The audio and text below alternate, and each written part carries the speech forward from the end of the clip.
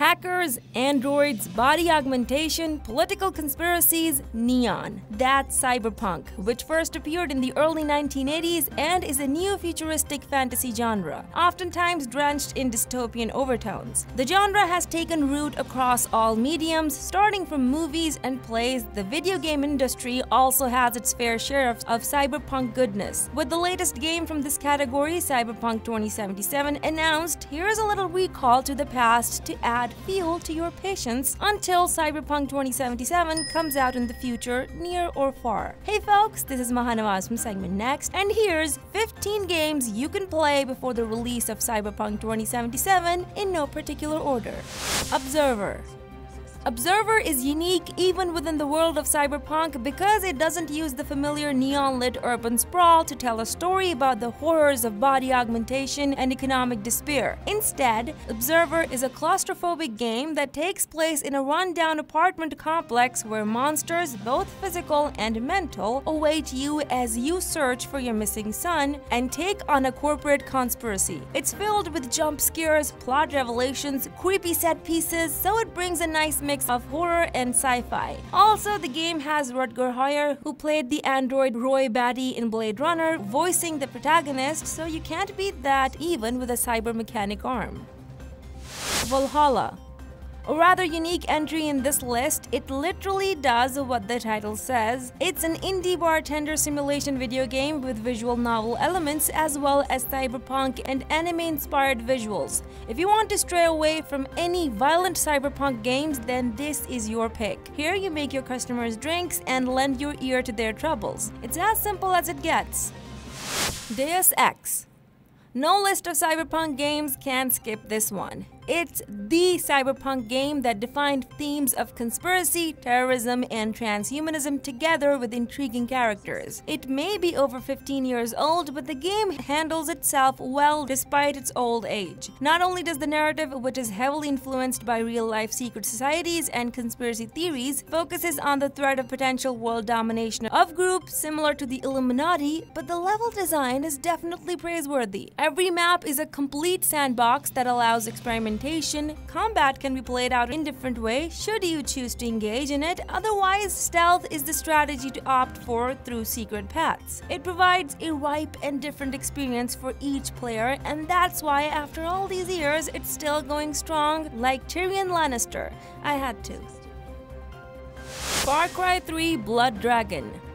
Blood Dragon sidetracked from the tropical insanity that was Far Cry 3 and took a completely different route for a nostalgic and eccentric era of the 80s. This standalone DLC was a hilarious take on 80s pop culture. While referencing everything from Terminator to 8-bit games, you play as Sergeant Rex Power, who's amazingly voiced by the man who played Kyle Reese in Terminator, Michael Biehn. It uses the basic gameplay of Far Cry 3 but lands absurdly cheesy story in a quirky and delightful way. It might not appear to be a classic cyberpunk story, but its delightful rejection of taste and obsession with neon sci-fi nonsense is more than enough for us.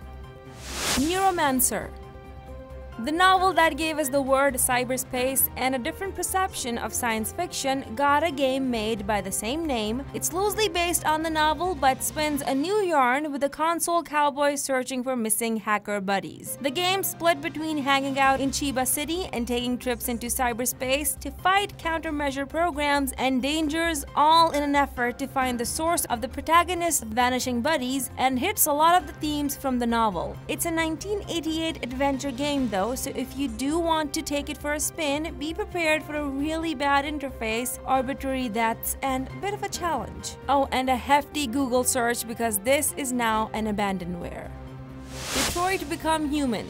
And while we talked about a game from the distant past, then let's talk about the recent one. This choice-based narrative adventure game surrounds the story of self-aware AI androids in Detroit. Encapsulating different characters, the story finally comes together due to the collective choices made by each character. It shows a human side of androids and a new take on the machines will rule the world stigma, where a little kindness to the machines will make a difference in this otherwise warped world. It provides with plenty of replay value where you'd want to explore each and every path of choice as well as story arc. Ruiner. Set in year 2091, Ruiner features thoroughly violent action that's honestly a non-stop slaughterfest so long as you can survive the one against many combat. But when you're not picking up a futuristic weapon to spill blood, the quieter moments of Ruiner are full of charm and gorgeous to look at, with lush character art and appropriately neon-soaked environments. We only get to see a relatively restricted slice of the city of Renkok, but what's there is enchanting. Corporations spy on the populace with holograms of stray cats, ancient fortune tellers foresee the future among grimy alleyways, masked gang members called creeps set up their lair in gigantic parking structures. Our mute protagonist feels like just another cog in the giant, grimy machine, a perfect example of the punk in Cyberpunk. Invisible Ink. This squad-based, turn-based tactical game shows a world ruled by megacorps, and your private intelligence firm has been compromised with most of its agents removed. So now you only have 72 hours to prepare for a final mission to infiltrate the enemy headquarters and insert Invisible Ink's AI into their computer, or you're done for. It's a sneaky game, with each mission escalating in difficulty the longer you spend in it. It makes you think whether you want to risk or you want the reward, while trying to decide whether or not to explore areas in their entirety or just complete the mission and get the hell out. Completing different objectives unlocks more agents that can be used in new games, so it's meant to be played more than once. Each new game has unique starting loadouts and quirks. System Shock 2.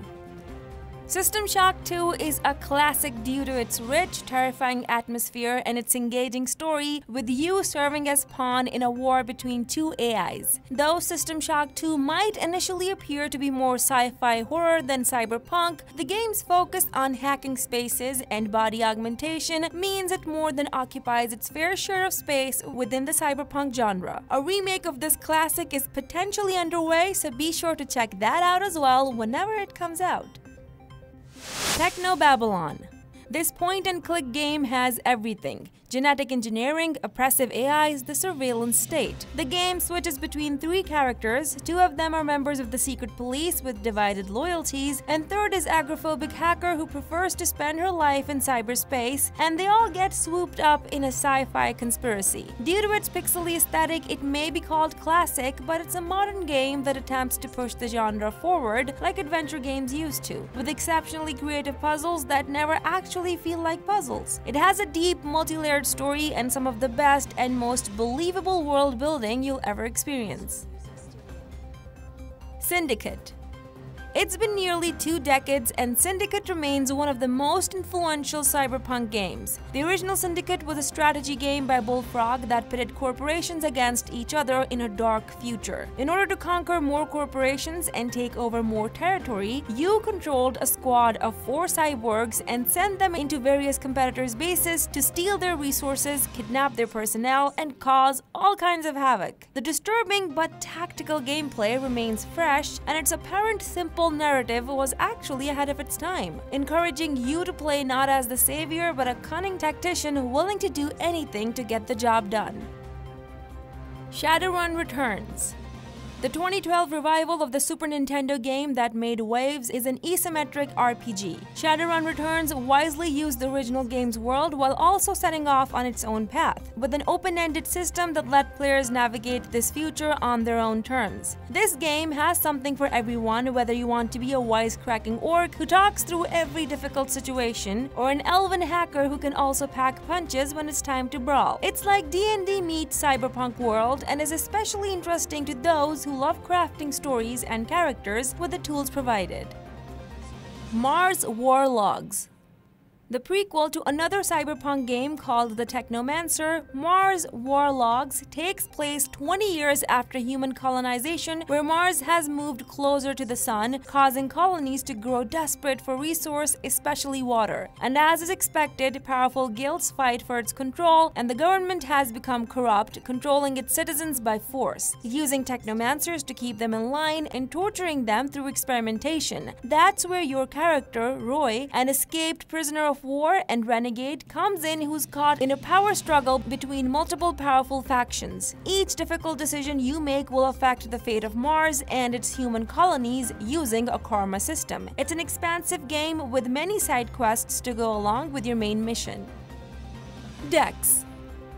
In the midst of a dangerous 2D futuristic world of Harbor Prime, where the poorest areas are swarming with deep poverty and vicious gangs, and the wealthy districts with their witches, shiny skyscrapers, and treacherous megacorporations, is Dex. She is being hunted by corporate mercenaries, and she has no idea why. You'll follow her through this non-linear adventure to uncover the truth and change the lives of everyone you meet. With cybernetic augmentations, hand-to-hand, and weapon training, Dex will battle her way through beautiful hand-painted environments, fighting for her life in real-time combat. Highly influenced by 90s arcade games, Dex can hack her way through cyberspace in order to bring down gangs and expose the secrets of powerful megacorporations. You'll be able to decide the fate of everyone you meet in the city, from the punks to the businessmen, in this side-scrolling open-world adventure.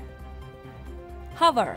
Where it lacks in story, Hover makes up with neon skyscrapers and oppressed citizens. Most importantly, it lets you jump, grind, and wall ride up and down said neon skyscrapers in a loving homage to Jet Set Radio. The game plays like an anti-gravity parkour-infused version of its skating ancestors, with freedom of movement and big jumps all across free-roaming challenges, story missions, and drop-in, drop-out multiplayer. After all, Cyberpunk doesn't have to be gritty and angry all the time.